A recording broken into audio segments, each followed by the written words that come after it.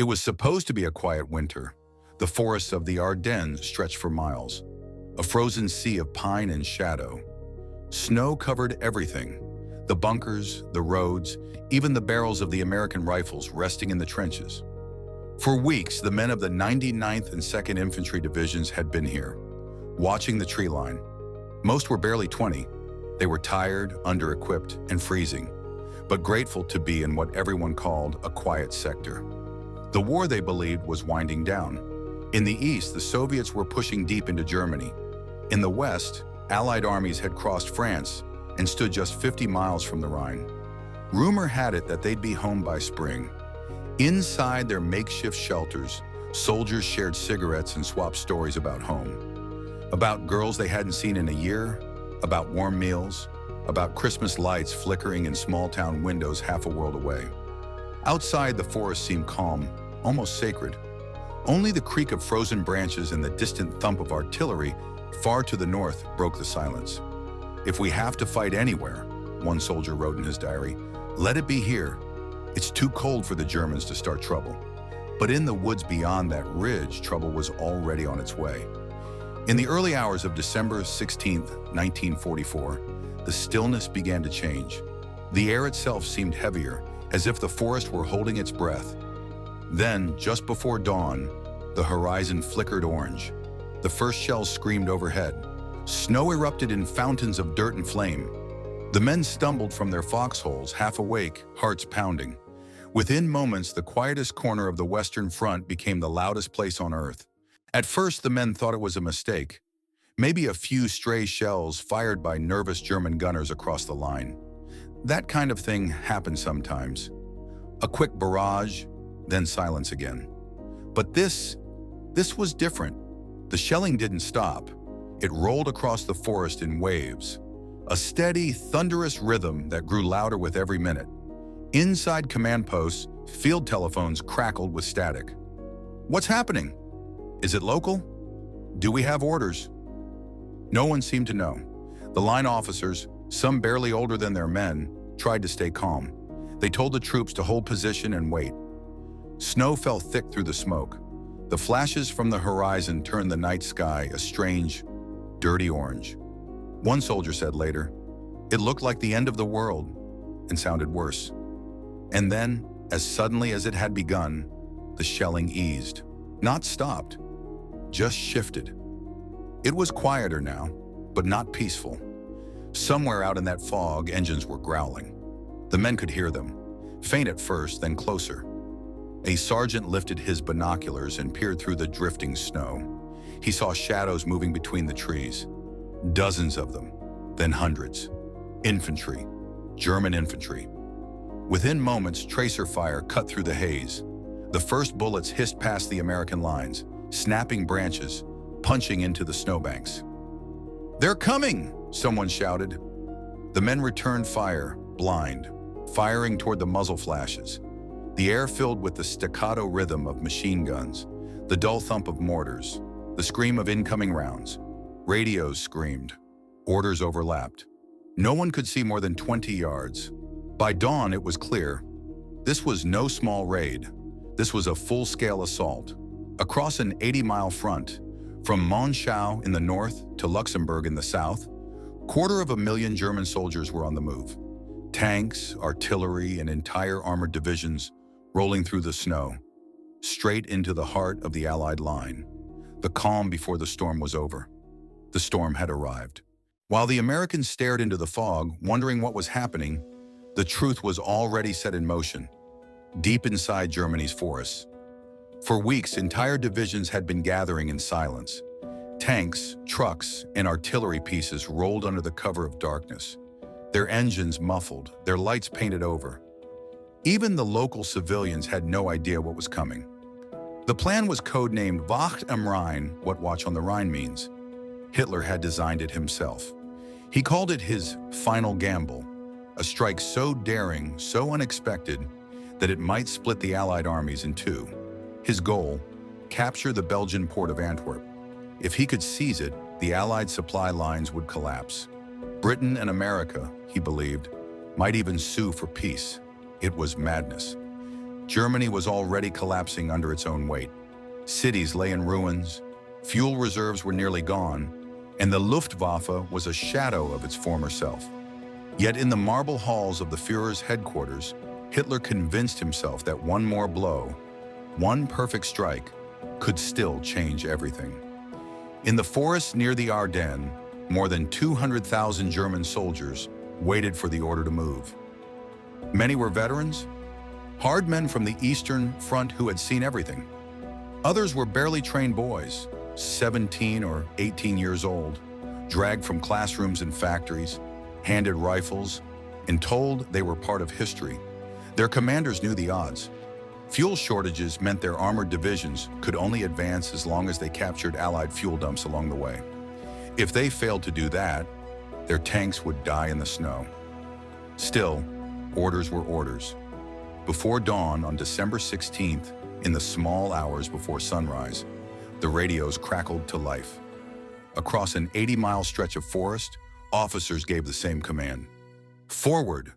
Engines rumbled, the ground shook, and through the mist, thousands of men began to move, westward toward the American lines, unaware that they were marching not toward victory, but into history's final frozen trap. The first shells came without warning, a low, distant thud, then another, and then a sound like tearing metal, the scream of incoming artillery. The forest erupted, trees snapped like matchsticks, frozen soil exploded into clouds of dirt and ice. Men were thrown from their foxholes, ears ringing, mouths filled with snow. For 10 long minutes, the world was nothing but noise. Those who survived the first barrage stumbled to their feet, trying to see through the smoke. Radios were dead. The lines to command had been cut in the opening minutes. One sergeant shouted orders, but his words were lost in the thunder. The snow was falling sideways now, mixed with ash and splinters. "Keep your heads down!" someone yelled, but there was nowhere to hide. In the village of Landserath, a few miles to the north, a platoon of 22 Americans took shelter in half-frozen foxholes on a hill overlooking the road. They were part of the 394th Infantry, intelligence and reconnaissance men, not frontline fighters. Their job had been to observe, not to defend. Now they were on the front line. They could see movement through the smoke, dark shapes advancing through the trees. At first a handful, then dozens. German paratroopers moving fast and low, covered by the roar of their own artillery. Lieutenant Lyle Buck, the 20-year-old officer in charge, steadied his rifle and whispered, "Hold your fire. Wait for them to get close." The first Germans broke through the tree line, and the Americans opened up. Machine guns rattled. Tracers tore across the snow, bright red streaks in the fog. Men fell where they stood. For hours, the fight raged back and forth across that small ridge. 22 Americans against hundreds. "It wasn't a battle," one survivor said later. "It was slaughter." And yet somehow they held. By mid-morning, the German advance in that sector had stalled. One small platoon, cut off, outnumbered, freezing, had delayed an entire division. It was only the beginning. As the morning wore on, the scope of the attack became clear. The shelling that had begun in the north now rolled south like a storm front, from Monschau to Elsenborn to St. Vith and beyond. Across an 80-mile line, chaos reigned. Entire companies vanished into the fog, cut off by advancing armor. Radios screamed with fragments of orders that no one could follow. In the small towns along the front, civilians woke to the sound of gunfire in shattered glass. Children hid in basements while columns of German troops marched past their windows. For the Americans, the confusion was total. Units that had been resting behind the lines suddenly found themselves under attack. Supply convoys drove straight into enemy roadblocks. Artillery batteries fired blindly into the trees, not knowing if they were hitting friend or foe. It was like the world had turned upside down, one lieutenant recalled. Everywhere you looked, the front was collapsing. By noon, the roads were clogged with vehicles. Trucks, jeeps, and half-tracks jammed together in endless lines, engines idling, men shouting. Some tried to organize a defense. Others just ran. Snow fell harder now, thick flakes swirling in the smoke.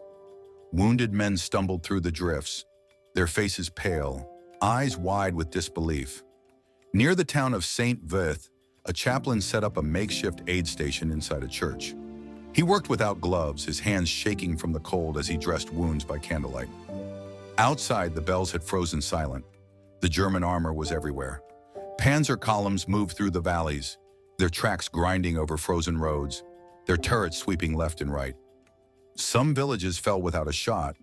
Others, like Krinkel and Rochreth, became killing grounds, fought over street by street. No one knew where the front line was anymore. The maps were useless. The situation changed by the hour. For the men on the ground, there was only one direction left: back. But even retreat was deadly. The snow-covered roads became graveyards of burned-out vehicles and bodies frozen where they fell. The Ardennes had become a white maze of fire, confusion, and death. Deep in the forest, the German columns pressed on. Hundreds of vehicles crawled through the narrow roads. Tanks, trucks, horse-drawn wagons, all moving westward under a blanket of snow. The air was thick with exhaust and the stench of fuel. Drivers hunched over their wheels, eyes straining through the fog. The headlights were painted blue to avoid detection, casting an eerie glow across the snow. Progress was painfully slow. A single wrecked truck could block an entire road for hours. Engineers worked by torchlight to clear the paths, their boots crunching on ice, their hands numb from the cold. "No talking," the officers ordered. "Keep moving." Somewhere in the darkness, men whispered prayers. Some thought of home. Others just stared ahead, watching the exhaust pour from their tank like breath from a dying animal. The attack had begun with the promise of lightning speed. Blitzkrieg in the snow, the propaganda had called it. But by the second night, that promise was fading. Fuel shortages were already taking their toll. Entire armored units sat idle by the roadside, their crews huddled around small fires, waiting for supply trucks that never came. A sergeant from the 2nd Panzer Division wrote later, "We felt the cold like a living thing. It got inside your clothes, into your bones. You could hear it crack in the trees." Still, the orders were clear: reach the Meuse River, capture the bridges, push through to Antwerp. The men obeyed, they always did. But as the hours passed, they began to realize that something was wrong. Resistance was heavier than expected. The Americans weren't running, they were fighting. In one valley, an entire column was ambushed. Bazookas flared from the tree line. Tanks burned where they stood. The Germans pressed forward, but the roads were slick with ice and mud, littered with wreckage. Horses slipped and broke their legs. Wounded men were left behind in the snow. Somewhere behind them, a general stared at his map and whispered, "We are already late." The offensive that was supposed to break the Allies was beginning to break itself. By the third day, the Ardennes was no longer a battlefield. It was a graveyard. The snow hid everything: bodies, weapons, wreckage. From the air, the landscape looked peaceful, almost beautiful, a quiet white sea stretching to the horizon. But on the ground, that silence was filled with ghosts. In the shattered villages, medics worked in barns and basements, turning doors into stretchers and feed sacks into bandages. They had no morphine left, no light except for flickering candles. The air was heavy with smoke and blood. Outside, the wounded lay where they fell, frozen in the positions they died in, rifles still in their hands. "We stopped trying to count the dead," one medic said. "We just hoped the next shell wouldn't land on us." Near St. Vith, a small group of American engineers dug through the snow to free a trapped convoy. The engines had frozen solid. Men struck matches just to see their hands, their breath turning to ice before their faces. One of them, Private Charles Gable, later wrote to his wife, "We fought all day and half the night. The snow fell on the dead, and the living just the same civilians suffered too." Entire families huddled in cellars, listening to the rumble of tanks above their homes. Old men prayed in the dark. Mothers held their children and sang to keep them from crying.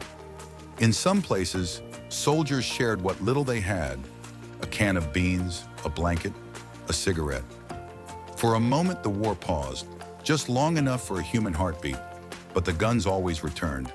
Every road was littered with the wrecks of tanks and trucks, blackened steel against the snow. Horses, too, lay where they'd fallen. The war had ground everything. flesh and metal alike, into the frozen earth. It was the cold, one survivor recalled years later. It wasn't the shells that killed most of us. It was the cold that finished the job, and still, the battle raged on. Far behind the front, in warm rooms lit by dim lamps, the generals tried to make sense of the chaos. Reports flooded in, dozens of them, all conflicting. Enemy armor sighted near Monschau. Heavy fire at St. Vith. Unknown numbers advancing through the woods near Bastogne. At first, no one believed it. The Ardennes was supposed to be quiet. The Germans were beaten, exhausted, out of fuel, retreating on every front. No one expected a major offensive here. Some commanders thought it was just a diversion, a desperate local attack to slow the Allied advance. Others argued it was an encirclement attempt, but by the afternoon of December 17th, the truth was impossible to ignore. The entire front line was breaking apart. Field telephones crackled with static. Messages arrived half-finished, scribbled in pencil on damp paper. Enemy tanks in the village. Situation critical. Request reinforcements, then silence. Maps were spread across tables, the air thick with cigarette smoke. Red pins marked the Allied positions. Within hours, those pins were gone, swept away by thick black arrows representing German divisions pushing west. Eisenhower's headquarters at Versailles was thrown into motion. Orders went out to halt all offensives elsewhere and divert reinforcements to Belgium. The 101st and 82nd Airborne were rushed north.